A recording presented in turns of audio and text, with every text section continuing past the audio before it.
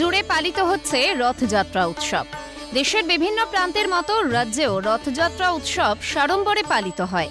একই ছবি বিরাটিতেও। বিরাটির মহাজাতি নগর সার্বজনীন রথযাত্রায় ভক্তদের উপস্থিতি ছিল চোখে পড়ার মতো। বর্ণাঢ্য শোভাযাত্রাটি শুরু হয় বণিক মোড় থেকে বিরাটি মোড় পর্যন্ত। এই উপলক্ষে আয়োজিত অনুষ্ঠানে উপস্থিত ছিলেন বেলুর মঠের মহারাজ, ছিলেন দমদমের সাংসদ সৌগত রায়। এছাড়াও ছিলেন উত্তর দমদম পুরসভার চেয়ারম্যান বিধান বিশ্বাস সহ অন্যান্য নেতৃবৃন্দ। উপস্থিত ছিলেন অভিনেত্রী অঙ্কিতা মল্লিক ও অভিনেত্রী ঋত্বিকা সেন। এ প্রসঙ্গে কি জানালেন উত্তর দমদমের পুরপ্রধান বিধান বিশ্বাস, শুনুন।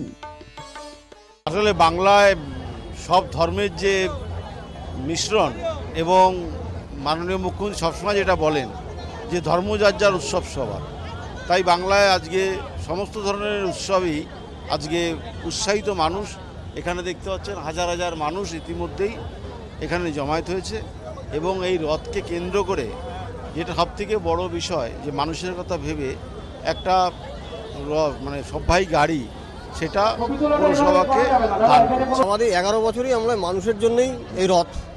আপনারা দেখতে পাচ্ছেন জনসমাগম দেখেই বোঝা যাচ্ছে যে এই রথের মাধুর্য কোন জায়গায় গেছে।